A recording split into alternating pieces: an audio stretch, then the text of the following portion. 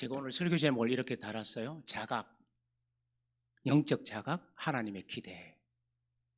하나님의 기대에 부응하는 삶을 살 수 있는 비결이 영적 자각에 있다라는 그런 의미를 담았습니다. 그래서 설교를 이렇게 질문 하나로 시작하는 게 괜찮을 것 같아요. 답을 다 알지만 우리는 어떻게 하면 멋진 그리스도인으로 살 수 있을까라는 질문입니다. 우리는 어떻게 하면 멋진 그리스도인으로 살 수 있을까요? 그러니까 여기에 대한 답을 저는 오랫동안 신학을 공부하고 신앙 생활을 하면서 느끼게 된 건 뭐냐? 자신이 누구인지를 제대로 알게 될 때만 제대로 살 수 있다라는 그런 결론에 도달하게 됩니다. 이 말을 다른 말로 바꾸면 이런 뜻이 되겠죠? 하나님 앞에서 내가 누구인지를 알게 될 때만 우리가 제대로 된 삶을 살 수 있다라는 겁니다. 그러니까 1994년, 아주 오래된 세월이죠. 30년이 더 지났죠.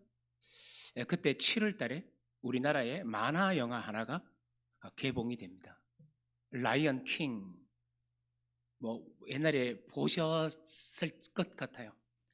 저는 그때 제 아이들이 아주 어린아이들이었기 때문에 그 아이들을 데리고 라이언 킹도 보고 또 얼마 지나서 CD로도 구입해서 그 영어로 되어 있는 영화를 계속 같이 돌려봤던 게 기억이 납니다. 그런데 이 영화 속에는 아주 중요한 주제가 하나 담겨져 있는데 그게 바로 어떤 의미에서는 영적 자각과 연결이 되어 있습니다.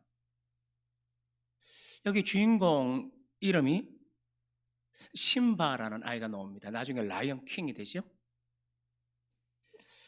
이 아이가 어떻게 자기 각성을 통해서 위대한 진정한 왕이 되는가를 그 만화 영화는요 그려내고 있습니다.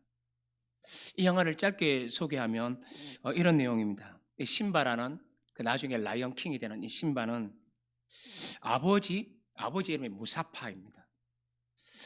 무파사의 죽음이 자신 때문에 일어났다라는 죄책감에 빠져 살던 아이였었습니다. 아버지의 형제, 그러니까 자신의 삼촌인 스카라는 이 사자가 교묘하게 이 심바를 가스라이팅을 합니다.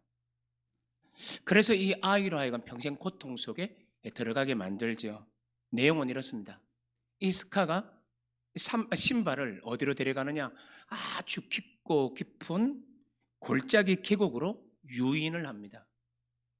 그리고 자신이 부리는 하이에나들을 시켜서 솥대들, 엄청난 큰 솥대들을 그 심바가 있는 좁은 협곡으로 몰아가게 만듭니다. 그러면 그 좁은 협곡에 있는 작은 심바는 그 달려오는 솥대들에 의해서 죽임을 당할 수밖에 없었던 거죠. 이때 아버지 무파사가 그 협곡 안으로 뛰어듭니다. 엄청난 솥대 안으로 뛰어들어서 자신의 아들 심바를 구하죠. 협곡이기 때문에 이제 이 솥대들을 피하기 위해서 이 협곡 위로 절벽을 기어오르기 시작합니다.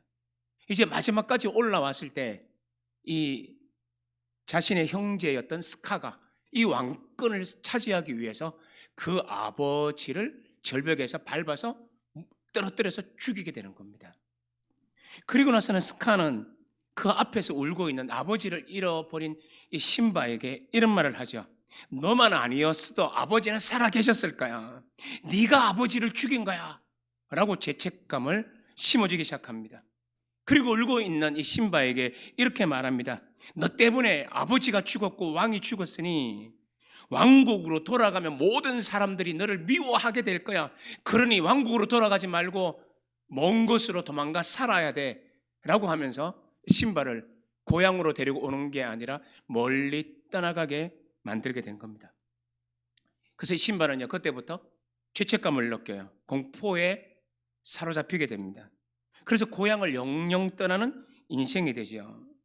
그런데 이때 그 밀림의 제사장 역할을 하는 리피키라는 이 사람이 그 개코 원숭이가 나오는데요.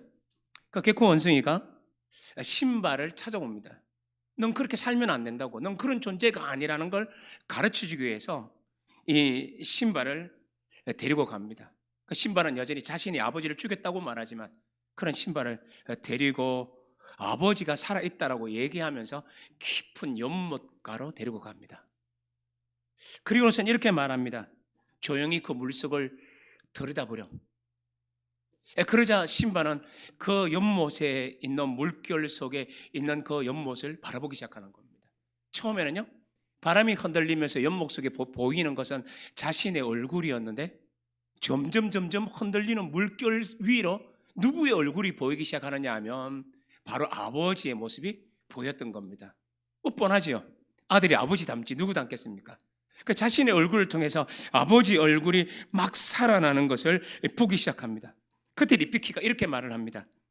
무파사는 죽지 않고 너의 마음속에 있단다 라고 가르쳐주기 시작해요.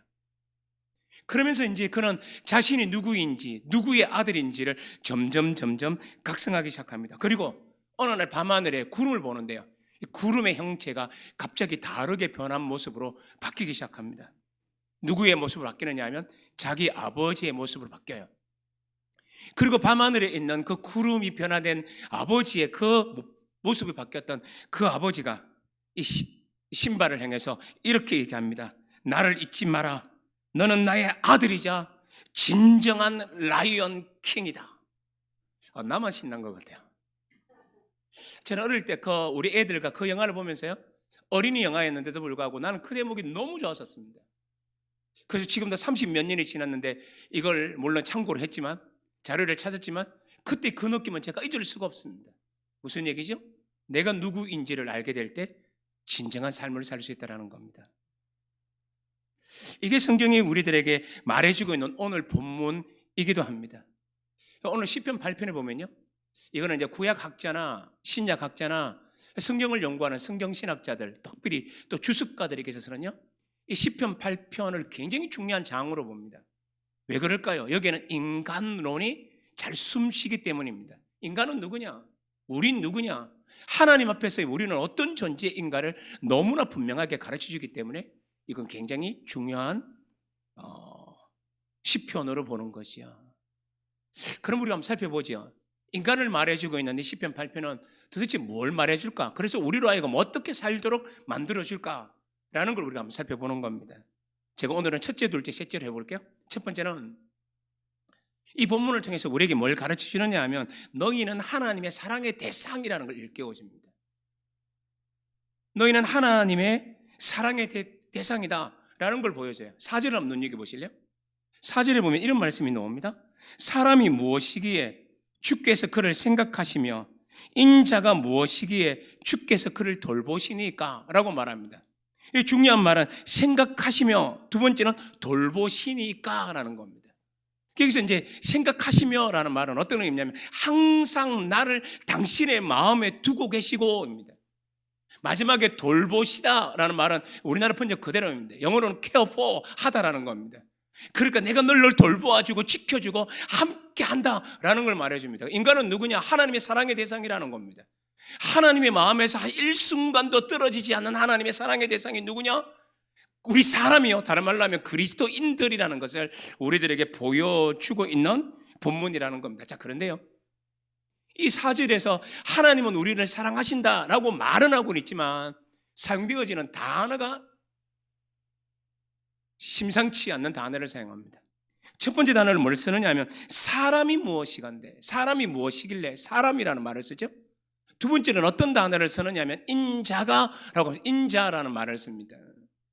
여기서 사람이라는 말은 에노시라는 히브리 단어가 나오는데요, 이 단어는 굉장히 간단한 말입니다. 뭐냐? 힘도 없고 연약한 인간이라는 뜻입니다. 사람은 뭐냐? 힘도 없고 연약한 존재라는 겁니다. 바람의 먼지 같은 존재라는 거죠. 좀 이따 설명을 드릴 거고요. 그 다음에 두 번째는 인자라는 말이 나옵니다. 이거 벤 아담이라는 말인데 아담의 아들, 아담의 후손이라는 말이죠. 여기서 아담이라는 어떤 거냐면 죄를 지었던, 연약했던, 흙으로 만들었던 존재라는 겁니다. 그래서 이걸 성경신학적 전체적인 맥락에서 보면 죄를 지울 수밖에 없었던, 죄에 찌들려 있던 인간이라고 번역해도 별 문제는 없습니다. 그러므로 여기서 말하는 인간은 어떤 존재입니까? 힘없고 연약하며 심지어 죄악에 노출된 인간이라는 겁니다. 제가 이렇게 해석을 하고 학교에서 시편 강의를 가르쳤는데요, 학생들이 묻습니다. 교수님, 그렇게 해석할 수 있는 근거가 있나요? 라고 제게 묻기도 합니다. 그럼 저는 어떻게 말하느냐면 3절을 보아라 라고 얘기를 합니다. 왜 그럴까요? 3절과 4절은 대조의 형태로 나타나기 때문에 그렇습니다. 여러분 3절에 보면 이런 말이 나오죠. 주의 손가락으로 만드신 주의 하늘과 주께서 베풀어 주신 달과 별들을 내가 보오니. 지난주에 잠깐 설명했던 것 같아요.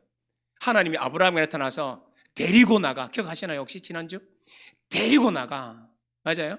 그래서 뭐 합니까? 하늘의 별들을 보게끔 만들었죠. 그 당시에 하늘은 어땠다고요? 요즘과 다르다 그러잖아요. 엄청나게 많습니다. 지난주에 하늘에서 유성우가 떨어진 거 아시나요? 수백 개가 떨어진 거, 한 100개 정도가 떨어진 거 아시나요? 그러니까 저는 그걸 제대로 못 봤어요. 왜 우리 대구의 하늘은 구름이 많아서 잘 안 보였습니다. 그런데 제 아들이 그날 밤에 늦게 돌아왔습니다. 제가 물었으면 왜 늦게 돌아왔니? 그러니까 아빠 나는 팔공산 갔다 왔다. 왜? 유성우 떨어지는 걸 봤거든. 그래서 거기는 이제 조금 더 하늘 높은 곳에서 봤더니만 유성우가 떨어지는 게 그렇게 보였대요. 그러면서 들어오더라고요. 별들이 떨어지더라는 거지. 다시 말하면 이 별들을 언제 봤느냐 하면 지난주에 말했던 것처럼 시내산에서 보시면요.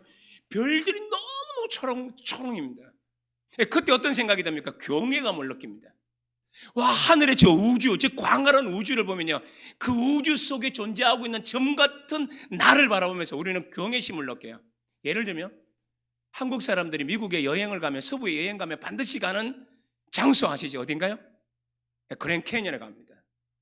여러분, 저도 이제 그랜 캐니언에 저 혼자 이제 잠깐 공부를 하러 갔다가 머리를 식힐 겸 거기서 이제 차를 렌트하고 제가 거기까지 간 적이 있거든요. 아침 일찍 도착해서 밤 해질 때까지 그 장소에 머물러서 하루 종일 그냥 그랜 캐니언만 보고 온 날이 하루 있었습니다. 제가 이제 그곳에 가서 이제 딱 보는 순간 이 경탄이 오는 겁니다. 이게 말로 형용할 수 없어요. 이 거대한 자연을 엄청나요. 그때 이제 누가 오냐? 한국 교회에서 많은 성도들이 이 야외 예배를 옵니다. 그 와서 어떻게 하냐? 그랜 캐니언을 보자마자 와 합니다. 그리고 나서 2분 정도 보다가 같이 모여서 찬송한 걸 부릅니다. 주 하나님 지으신 모든 세계 찬송을 부르기 시작합니다. 그리고 목사님 한 분이 간절하게 기도하기 시작합니다. 그리고 어떻게 한 줄 아십니까? 차 타고 집으로 갑니다. 그러면서 제가 어떤 생각했냐면 어떻게 그걸 알 수 있을까? 저 짧은 시간에. 그래서 저는 그날 어떻게 했냐? 아침부터 시작해서 해질 때까지 있었습니다. 저녁에서 해가 들어와서 그랜 캐니언을 가득 비칠 때 그 엄청난 그 압도되는 광경을 보면서 제가 뭘 느낀 줄 아세요? 자연에 대한 경외감, 아니 정확하게 말하죠. 이 자연을 지으셨던 하나님에 대한 경외감을 자연이 불러일으키더라는 겁니다. 그러니까 3절과 4절은 어떤 뉘앙스가 있느냐 하면 세상은, 아니 이 땅의 별들은, 이 땅의 달들은, 이 땅의 우주들은 창조 이래로 변함없이 하나님을 찬양하고 있는데 인간은요, 하나님의 형상으로 지음받았다고 하는 인간은 어떻다고요? 엉망으로 살더라라는 걸 대조하는 본문이라는 겁니다. 제가 이렇게 학생들에게 설명을 하면 똑똑한 학생 한두 명이 또 이렇게 묻습니다. 대조된다는 걸 어떻게 알 수 있나요? 라고 묻습니다. 이제 그건 조금 더 깊은 해석학적 질문이거든요. 그럼 제가 이제 그때는 이 얘기까지 해주기 시작합니다. 이걸 히브리어로 읽어야 된다. 히브리어로 읽으면 사람이 무엇이간데 누구길래 했을 때 여기서 무엇이간데라고 옛날에 번역됐거든요. 무엇이간데라는 단어가 어떤 단어를 쓰느냐 하면 사람에게는 어떤 단어를 붙여야 되느냐, 미라고 붙여야 돼요. 미. 그런데 여기서는 뭐로 붙이냐? 사물에 붙이는 마라는 걸 붙입니다. 이거 굉장히 중요한 통찰입니다. 즉 이 말은 뭐냐면 사람에게 붙여야 하는 것은 미, 무엇이길래 라고 말할 때 미라는 단어를 붙여야 함에도 불구하고 뭘 붙인다고요? 사물에 붙이는 단어를 사용해요. 마라는 단어를 사용합니다. 그러므로 이 말은 뭡니까? 이 엄청난 자연에 비해서 아무것도 아닌 바람 같은, 아니 아무것도 아닌 먼지 같은 존재의 사물처럼 인간을 대하고 있다는 문법적 장치가 사실 이렇게 내포되어 있습니다. 그러니까 3절과 4절은 완전히 대조가 되고 있는 거지. 그러니 3절과 4절의 대조를 봤을 때 영원히 변하지 않는 자연, 그런데 인간은 어떻더라고요? 가변적인 인간이라는 겁니다. 하나님을 향하여 제대로 살지 못하는 연약한 존재라는 겁니다. 여러분, 우리 그렇지 않나요? 저도 때때로는요, 목회 생활을 하고 지금 교회 생활을 하고 있지만 열심히 최선을 다하고 성숙하게 살고 거룩하게 살려고 몸짓을 다하고 최선을 경주해도 여전히 내게는요, 존재하고 있는 게 뭡니까? 아담의 실존이 있어요. 우리 속에 연약함이 있어요. 우리 속에 인간으로서 어쩔 수 없는 우리 인간의 연약성이 불뚝불뚝 일어날 때가 있어요. 다른 종교의 사람의 얘기긴 하지만 달마 대사가 이런 말을 해요. 인간이 어떤 존재인지를 설명하는데 굉장히 통찰력 있는 말을 합니다. 달마 대사가 어떤 말을 하느냐 하면 이렇게 말합니다. 인간, 너는 참으로 알 수 없다. 마음이 너그러울 때는 세상의 모든 것을 가득 담으면서도 마음이 오그라들면 바늘 하나 꽂을 공간이 없구나. 그게 인간이에요. 어떨 때는 굉장히 통 큰 사람처럼 굴고 어떨 때는 굉장히 넉넉하게 모든 걸 품을 것 같다가도 자기의 이익이 걸려있는 순간부터 사람은요 그 마음속에 바늘 하나 못 굽어요. 그리스도의 십자가의 사랑을 안다고 하면서도 그 사랑대로 살지도 못합니다. 그래서 나뉘어지고 아파하고 미워하는 삶을 살아가는 게 누구냐? 인간들이라는 겁니다. 다시 그 얘기를 지금 하고 있는 겁니다. 자, 그런데요, 인간은 이런 존재인데요, 바늘 하나 꽂을 수 없는 못난 존재인데요, 아담의 실존을 여전히 가지고 살고 있는 벤 아담적 존재인데요. 근데 성경이 뭐라 그런다고요? 4절 다시 보십시오. 뭐라 그래요? 생각하시며 곤고하시나이다. 아까 제가 생각하시며 뜻이 뭐라 그랬죠? 내 마음에 항상 품고 있다는 뜻이에요. 너는 내 사랑이다. 나는 너를 한 번도 놓친 적이 없다라는 사랑의 대상, 마음에 두고 계신 사랑의 대상. 여러분, 연애할 때 그렇지 않나요? 사랑하는 여인, 사랑하는 그 남자친구 안전하 쓰나 그대 생각 아닙니까? 저는 지금도 그렇습니다만 지나가겠습니다. 그러니까 이 말은 뭐냐면 하나님이 우리에 대하여 이토록 사랑한다라는 것, 돌보시고 계시고 지키시고 계시다라는 것을 보여주고 있다라는 겁니다. 우리가 언제 당당하게 살고 언제 하나님을 위해 할 수 있고 언제 헌신할 수 있고 언제 교회를 사랑하고 언제 내가 기도하고 언제 내가 하나님을 향하여 제대로 살 수 있는 힘이 생길까요? 성경은 이렇게 말합니다. 하나님의 사랑을 알게 될 때, 내가 하나님의 사랑의 대상인 것을 알게 될 때라는 겁니다. 자, 그렇다면 오늘 다시 돌아왔어요. 시편 8편은 다윗이 지은 시거든요. 특별히 자연과의 관계를 얘기하는 걸로 미뤄봤을 때 어떤 학자들은 초창기 때 지은 시가 아닌가 말하기도 하는 그런 시편이기도 합니다. 그럼 우리는 시편을 대해서 물어야 되죠. 다윗은 이런 하나님의 사랑을 언제 깨달았을까? 밤하늘에 있는 별과 달들을 본다라는 말로 미뤄봤을 때 밤에 하늘을 봤던 경험을 떠올리고 있겠죠. 그건 언제일까요? 목동의 경험입니다. 한 번은 골리앗이 쳐들어왔을 때 다윗이 물맷돌 뜨고 날가죠. 사울이 걱정돼서 몇 마디를 하자 그때 다윗이 뭐라고 했던지 여러분 기억하십니까? 다윗이 이렇게 말해요. 사울이 걱정하자 어떻게 말하느냐 하면 다윗이 사울에게 말하되 주의 종이 아버지의 양을 지킬 때에 사자나 곰이 와서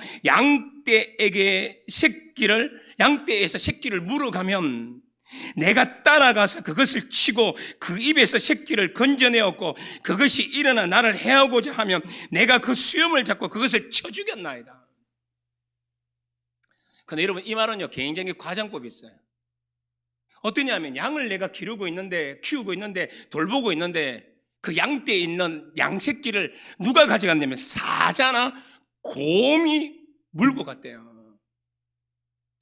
여러분 물맷돌 하나 가진 다윗이 찾아가서 사자로부터 새끼를 구할 수가 있나요? 그게 일반적인 이야기인가요? 다윗이 밀림의 왕자 타잔도 아닌데 어떻게 이 일이 가능하냐고 우리 물어봐야 돼요. 그러면서 다윗은 심지어 이렇게까지 말합니다. 내가 그 사자와 곰들을 따라가서 그들을 쳤다. 그래서 그 입에서 건져냈다. 그래서 이제 사자를 딱 치고 나니까 사자가 깜짝 놀라서 새끼를 놓았잖아요.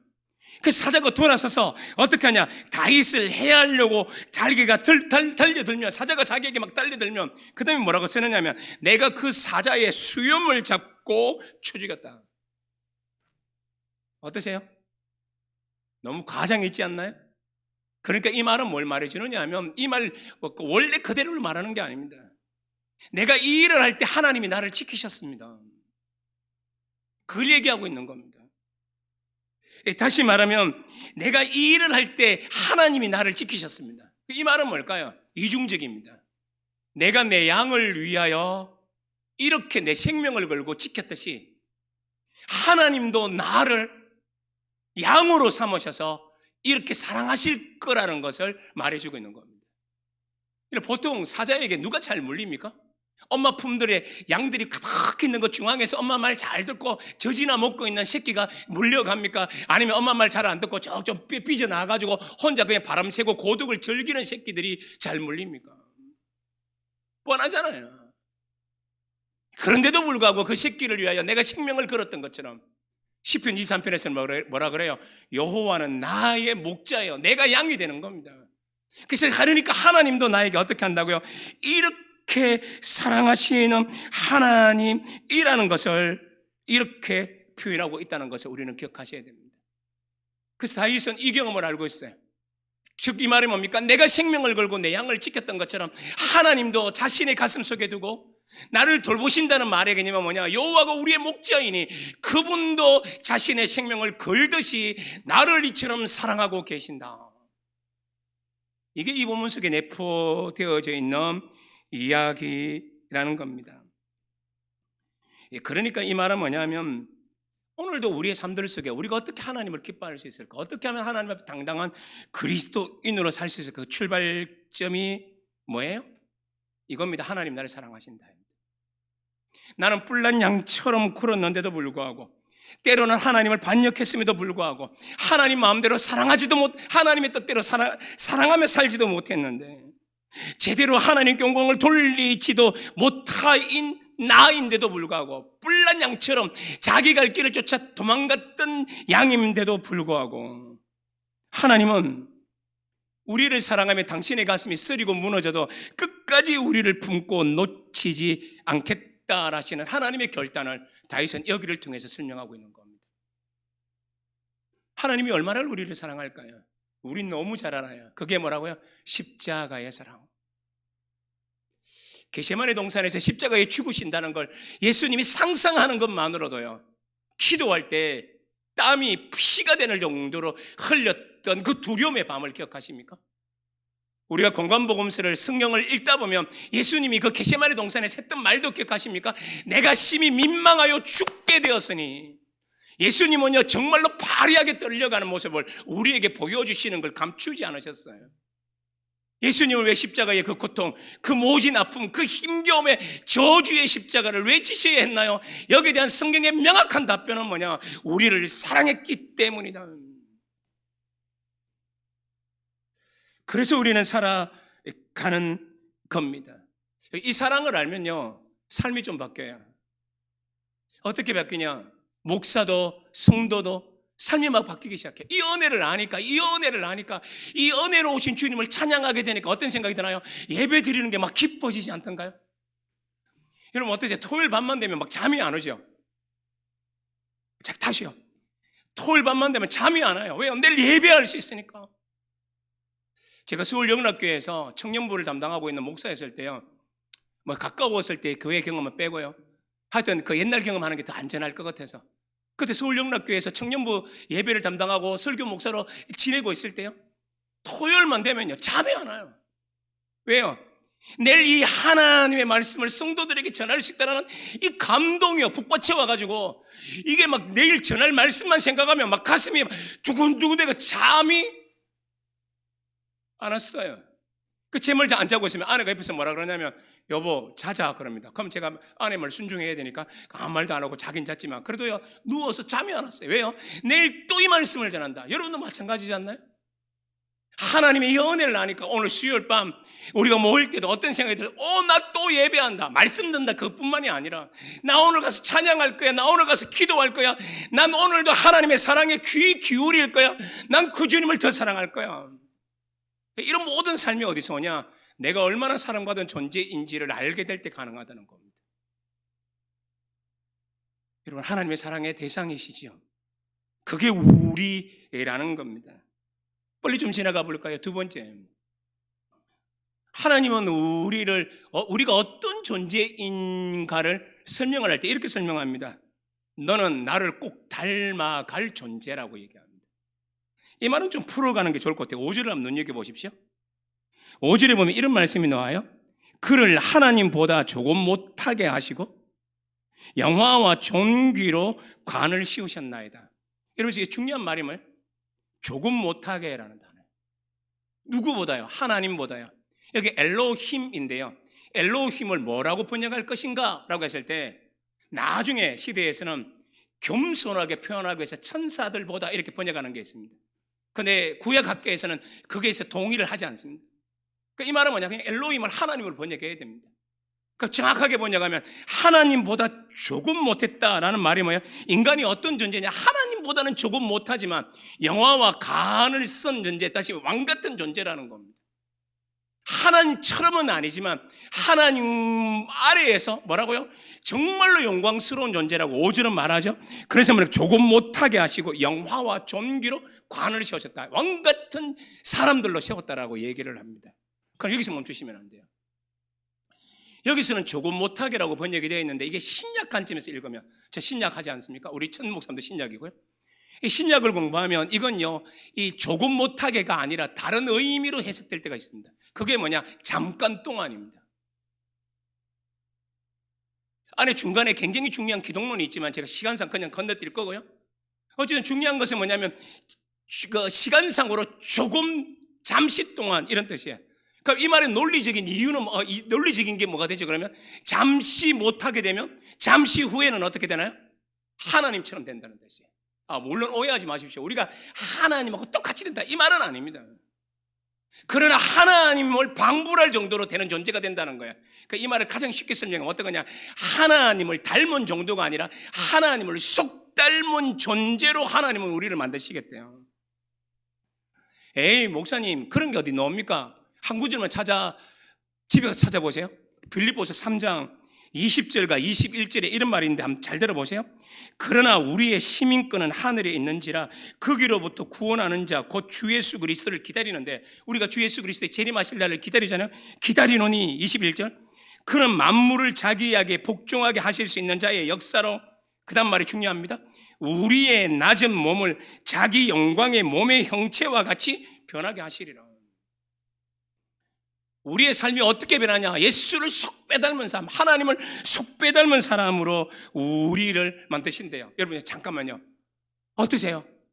감동이 안 몰려옵니까? 아닌가? 저만 감동이 몰려오나요? 저는요, 이 시편을 처음에 연구했을 때, 30년 전이죠. 이걸 연구하다가 느끼게 된 게 뭐냐? 무릎을 콱 치면서 내가 이렇게 존귀한 존재로 하나님의 사랑의 대상이 될 수 있나? 여러분, 이 본문이 말해주는 우리가 하나님처럼 된다, 하나님을 속 닮은 사람이 된다라는 것을 말해주고 있어요. 앞에서 우리가 말했던 것처럼 사람이 인자가라는 말은 우리가 연약하고 부족하고 먼지 같은 존재이고, 아까 설명했죠. 죄된 존재인데 이런 존재를 하나님이 우리를 사랑하는 것뿐만 아니라 이런 존재를 이제 어떻게 바꿔요? 하나님 같은 존재로 바꾸겠대요. 우와, 이것처럼 우리를 가슴 뛰게 하는 것 아닙니까? 그래서 하나님은 우리에게 지금 이렇게 말씀하시는 것 똑같아요. 내가 너희 한 사람 한 사람을, 난 너희를, 너 한 사람 한 사람을 나와 쏙 빼닮은 내 아들 내 딸로 나는 만들고야 말겠다라는 하나님의 결연한 의지라는 겁니다. 그래서 우리는 신앙생활을 하면 할수록 하나님을 좀 닮아가요. 실수를 안 합니까? 안 할 수는 없습니다. 무너지지 않습니까? 무너질 때도 있습니다. 흔들리면서 피는 꽃들이 우리들이기 때문에 흔들릴 때는 있어요. 그러나 이상하죠? 예전보다는 훨씬 적게, 예전보다는 훨씬 더 많이 예수님을 닮아가는 사람으로 하나님이 우리를 만들고 있어요. 한 번쯤 얘기했는 것 같은데요, 제가 옛날에 시무했던 그 교회 이름 말하지 않을 거고요, 어떤 그게 아주 오래된 교회인데요, 거기에서 시무할 때 어떤 집사님 한 분 계셨어요. 그 우리 교회에서 두 번째로 예쁜 집사님, 여집사님인데 우리 교회에서 두 번째로 예쁜 여집사님이 계셨어요. 첫 번째는 누군 줄 알죠? 제 아내. 그러니까 두 번째, 그 집사님이 이제 그 남편과 결혼해서 남편하고 저하고 택신했는데, 거기 이제 하는데 그 아이를 하나 낳았는데 그 아이가 초등학교 6학년이 됐었어요. 남자애가. 이름까지 말 안 할래요. 근데 이 녀석이 6학년 됐을 때 아빠 엄마가 결단을 합니다. 어떻게 하냐? 우리가 더 이상 두 번째는 못 낳지만 우리도 아이를 가지자. 그럼 어떻게 하냐? 입양하자.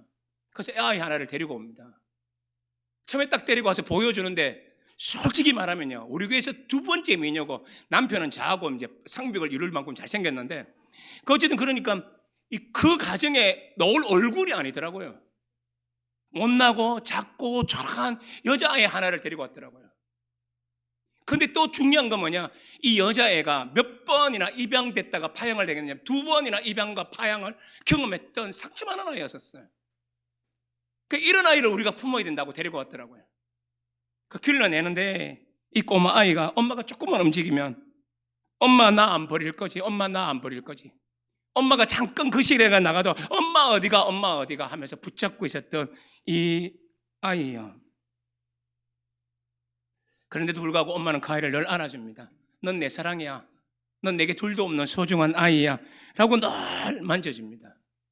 그리고 나서는 제가 그 교회를 떠나게 되었고, 한 몇 년 후에 그 집에 그 남자 집사님은 장로님이 되셨고, 그렇게 됐는데 그 가정을 한번 간직했어요. 그 집에 갔을 때 누가 궁금했을까요? 딸이 궁금했어요. 딸이 나와서 인사하는데 제가 놀라 자빠질 뻔했습니다. 왜? 엄마하고 똑같이 생겼더라고요. 그게 가능합니까? 원래 이거 생물학적으로 전혀 가능하지 않는데 어떻게 가능해요? 엄마 사랑 안에 있으니까, 엄마 품 안에 있으니까, 엄마가 웃는 모습, 엄마가 말하는 모습, 이것들이 자연스럽게 스며가니까, 엄마의 아버지의 사랑이 그 아이가 고스란히 굴러가니까 이 아이가 누구를 닮아가느냐 하면 그냥 엄마 아버지를 쏙 빼닮은 아이였어요. 제가 이 말을 왜 하는 줄 아시나요? 그게 바로 하나님이 우리에게 주시는 은혜의 결과물이라는 겁니다. 우리가 하나님의 은혜를 받고 하나님의 은혜 속에 살면요, 우리가 막 그냥 누구를 닮아가냐, 막 예수님을 막 닮아가요. 혹시 여러분 예배 마치고 나가다가 그 신랑 신부면 더 좋고, 아니면 우리 남자 성도들끼리 가다가 장난삼아 옆에 있는 그 남자 집사님만 또 옆에 다른 남자 집사님 옆구리 한번 살짝 한번 찔러 보십시오. 그러면 이렇게 넣으면 안 돼요. 왜 찔러? 이러지 말고 탁 찌르면 뭐예요? 우리 속에는 막 넘쳐나는 게 하나님의 사랑이기 때문에 딱 찌르는 순간 우리 속에서 뭐가 넘쳐나요? 예수님의 사랑이 넘쳐나야 돼요. 그래서 누가 탁 찌르면 아 사랑 이러고 나가셔야 돼요. 농담 삼아 얘기했지만요, 이건 정말 우리가 그리스도를 닮아가는 하나님의 꿈이 있어요. 이게 하나님의 꿈입니다. 하나님은 우리에 대해서 이런 꿈을 가지고 계세요. 아, 예수님을 닮아가는 은혜 속에 있는 존재라는 것을 우리들에게 보여줘요. 시간 왜 이리 많이 가요? 빨리 가요? 빨리 하고 끝내야 되나? 세 번째로 건너갈게요. 세 번째는 뭐냐? 하나님은 우리를 하나님 앞에서 어떤 존재로 세워놓으시느냐 하면 소명의 사람으로 부르세요. 이건 여러분 성경을 좀 재빨리 한번 보십시오. 6절에 보면 주의 손으로 만드신 것을 다스리게 하시고 만물을 그의 발 아래 두셨다. 온 땅을 다스리는 권세를 주셨다는 겁니다. 어떤 권세를 주셨나요? 7절 보세요. 곧 모든 소와 양과 들짐승이며, 어디 사는 짐승들? 땅. 공중의 새, 어디 살아요? 하늘. 바다의 물고기와 바닷길에 다니는 것이니이다. 바다, 육해공이에요. 육해공. 이 말하면 온 우주라는 거예요. 온 우주. 이 온 우주를 누구에게 맡겼냐? 우리에게 맡겼다는 겁니다. 그래서 예수 믿는 사람은요, 세상 나가실 때 당당해요. 세계 선교를 얘기할 때도 당당하게 하셔야 돼요. 지역에 힘겨워하고 있는 성도들을 섬길 때도 당당하게 그리스도인의 모습으로 섬기시면 돼요. 우물쭈물하시면 안 돼요. 거의를 할 때 담대하게 나가셔야 돼요. 근데 이런 세계 선교는 누가 동참할 수 있냐? 하나님의 은혜를 아는 사람밖에 없습니다. 그냥 자기의 열심, 자기의 어떤 여러 가지 체면, 자기의 어떤 다른 어떤 것 때문에 세계 선교의 현장에 뛰어들어도 조금만 지나면요, 상황이 바뀌면 언제든지 포기하는 사람들이 속출합니다.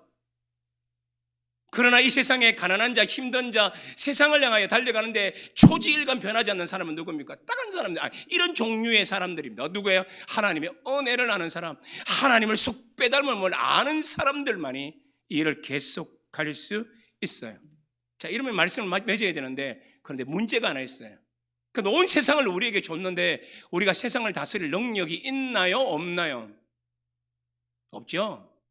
왜요? 벌써 이미 4절에서 말했잖아요. 사람, 에노시라는 단어를 사용했고 벤 아담, 인자라는 말을 사용했기 때문에 우리는 정말로 연약한 존재라는 겁니다. 하나님을 닮아가지만 여전히 연약성을 가지고 있는 존재예요. 이런 우리가 어떻게 세상을 변화시킬 수 있을까요? 이제 2절을 빨리 보고 서서히 마무리하죠. 2절 보십시오. 2절에 보면 이런 말씀이 나오죠. 주의 대적으로 말미암아 어린아이들과 젖먹이들의 입으로 권능을 씌우시며 이는 원수들과 보복자들을 잠잠하게 하리 하심이니이다. 여기는 대조가 나타나요. 어떤 대조가 나타나요? 대적을 인하여라는 단어입니다. 두 번째는 젖먹이와 어린아이라는 이 대조가 나타나요. 그러면 대적은 뭘 말하겠습니까? 하나님의 사역, 세상을 다스리는데 반대 세력이 있다라는 겁니다. 우리 교회를 부흥을 막는 세력이 있을 수도 있다는 겁니다. 우리의 가정과 나의 삶을 무너뜨리고 절망 가운데 빠뜨리려고 하는 이 땅의 어둠의 세력이 있다라는 얘기입니다. 그래서 우리는 연약한 존재이기 때문에 이 주의 대적들을 우리는 이길 수가 없을 것처럼 느껴져요. 그런데 2절에서는 계속 이렇게 말하죠. 젖먹이 어린아이의 입으로 나오는 것들을 통하여 권능을 씌우시며 원수와 보수자를 잠잠하게 했다. 이게 뭐예요? 특별히 여기서 젖먹이와 어린아이라는 이 말은요, 뭘 말하냐? 정말로 연약한 존재라는 겁니다. 4절에서 말했던 우리하고 똑같은 존재예요. 어떤 의미에서는 연약한 존재가 뭘 하냐? 대적자들의 입을 닫게 만들 수 있어요. 어떻게 그게 가능하냐? 이게 신약의 성취가 됩니다. 예수님이 성전에 들어갔을 때 어린아이가 뛰어와서 예수님 주변에서 예수님을 찬양하잖아요. 기억나시나요? 그러자 예수님의 적대 세력들이 막 예수님께 따지잖아요. 저 녀석들 찬양 못하게 하라. 저들의 입에서 나오는 찬송을 못 듣게 하라라고 이게 막 엇박 지르기 시작하잖아요. 그때 주님은 뭘 합니까? 2절을 통하여서 그들에게 말을 닫게 합니다. 너희는 듣지 못하였느냐? 보지 못하였느냐? 어린아이와 젖먹이의 입을 통해서 나왔던 이 찬양이 하나님의 권능을 씌우고 원수들의 입을 닫았다는 것을 알지 못하느냐? 이렇게 말하기 시작합니다. 그래서 그 적대 세력의 그 입을 닫게 만들어요. 어린아이의 찬양은 비록 연약하지만. 이 말은 이제 우리에게 적용하고 마무리하십시다. 무슨 얘기예요? 우리는 하나님께 드릴 수 있는 게 자원은 한계적입니다. 내 능력도 한계적입니다. 저는요, 신대원을 졸업할 때 무서울 게 없었어요. 용서하십시오. 무서울 게 없었어요. 왜? 이제까지 성경 연구를 충실히 했지, 책 많이 읽었지, 이렇게 해야 되나. 하여튼 졸업할 때, 말 괜히 했네. 하여튼 졸업식 할 때 그 사람 이름을 부르고 대표로 무슨 상 받는 사람 한 명 있죠. 그게 나라고 말하지는 않겠습니다만. 그러니까 성경 연구도 했죠. 그 당시에는 전국을 돌아면서 하나님 말씀을 전했지요. 그러니까 저는요, 신대원 졸업할 때 생각했었습니다. 한국교회여 기다려라. 그런데요, 인간의 힘이 아닙니다. 그래서 지금 제가 알게 된 게 있었어요. 하나님은 하나님 나라의 위대한 사업 중에 그 엄청난 퍼즐 중에 하나만 내게 맡기셨구나. 그래서 그 하나를 안정화시키고 또 다른 하나로 후학을 기르는 일에 나를 부르셨구나. 나는 위대한 일을 할 수 있는 사람이 아니라 하나님이 맡기신 그 일을 최선을 경주하고, 그리고 또 하나님이 그 일을 맡기시면 최선을 경주하며 달려가는 어린아이의 목소리와 같다. 그러나 이 목소리를 사용하시는 분은 누구라고요? 하나님이세요. 여러분도 마찬가지예요. 나는 가진 게 한계가 있고 여러 가지 모든 것들이 한계가 있어서 하나님께 영광을 돌리지 못할지도 몰라라는 염려를 버리셔야만 돼요. 우리는 내가 할 수 있는 작은 영역들로 당당하게 살아가고 하나님을 위해서 살아가면 그것을 하나님이 뭐예요? 사용하셔서 대적자들의 입을 막게 하시는 거예요. 그래서 우리는 위대하게 살아갑니다. 말씀 하나, 요거 예 하나만 들고 맞을게요. 어떤 대북 사업 단체를 하고 있는 어떤 한 분의 얘기를 아주 오래전에 들은 적이 있습니다. 그분이 북한에 있는 폐결핵 아이들을, 어른들을 치료하는 일을 때문에 북한에는 이 승인을 받고, 한국의 승인 받고 북한에 들어가서 치료하는 사람들이 있었어요. 그때 제가 그분을 만난 적이 있습니다. 지금도 TV에 나오는 분인데요. 만나서 물었습니다. 올해 가셔서 어떻게 일을 하셨나요? 그분이 제게 이런 말 하셨습니다. 이번에 가서 많이는 못 고치고 7만 5천 명의 폐결핵을 치료했대요. 우와, 끝내주죠. 와, 네, 그러니까요. 그런데 그분이 이런 말 하더라고요. 아니요, 목사님, 내가 치료한 7만 5천 명은 북한의 폐결핵 환자의 100분의 5, 그러니까 20분의 1입니다. 이러더라고요. 그러니까 자기는 한 명을 고쳤지만 여러 명 못 고쳐놨다는 겁니다. 예를 들면 20층 창문을 닦는데 1층만 닦고는 아무것도 못 닦고 내려왔다는 말이에요. 그러니까 절망하더라고요. 그 제가 말했습니다. 절망하지 마라. 하나님은 우리의 작은 영역을 사용하셔서 계속적으로 그 일을 진행시킬 것이다. 그러니 염려하지 말고 우리의 할 수 있는 한 최선을 다하면 하나님은 우리를 들어서실 것이다. 학교에서 성전을 짓다가 사람들이 울잖아요. 왜요? 너무 작으니까, 너무 초라하니까 울잖아요. 그때 하나님이 이렇게 말합니다. 너희 눈에 보기에도 이것이 작고 초라하냐? 그렇다. 내가 보기에도 작고 초라하다. 그러나 하나님이 크다 하면 그것은 큰 것이다. 다시 말해, 이 말을 다른 말로 바꾸면, 성경에 있는 말 그대로 하면 내가 그 성에, 그 성전에 내가 거한다. 그래서 하나님의 위대성을 보여줘요. 우리도 마찬가지입니다. 하나님의 나라를 위해서 그렇게 달려가는 거지. 여러분, 어떤 의미에서는 새창조교회는 큰 교회가 아닙니다. 제가 요즘 계속 다른 교회를 가면서 설교하지만 새창조교회가 큰 구성원을 가지고 있는 교회는 아니에요. 아까 찬양할 때 숫자를 자랑하지 않는 교회라고 불렀잖아요. 마찬가지예요. 우리는 숫자로 승부하는 교회가 아니에요. 어떻게 해요? 최근에 트렌드는 이렇습니다. 강소교회, 천 목사님 다 얘기하셨겠지만 강소교회, 강하고 작지만 강한 교회예요. 우리 교회가 서로 사랑하고 예수님을 닮아가고 하나님이 우리에게 맡기신 일에 우리가 역량이 작다고 하더라도 하나님이 들어서시면 위대해진다는 걸 알고 그 일에 뛰어드는 그 교회, 사랑이 넘치는 교회, 찬양이 막 넘치는 교회, 주일날 예배가 막 기대되는 교회. 그렇죠? 이제 얼마 안 남았습니다. 천 목사님 오는 날 학수고대 하십시오. 그렇죠? 그날이 오면 다시 우리가 힘을, 지금도 잘했지만 하나님 우리가 그렇게 살 겁니다. 마무리. 우리는 어떻게 하면 하나님의 제대로 살 수 있나요? 세 가지를 기억하십시오. 우리는요, 하나님의 사랑의 대상이에요. 연약하고 별 볼 일 없어. 그래도 하나님 우리 사랑한대요. 죄 많아도 사랑한대요. 연약해도 사랑한대요. 넘어져도 우리를 끝까지 마음속에 품는데요. 아, 내가 하나님의 사랑이구나.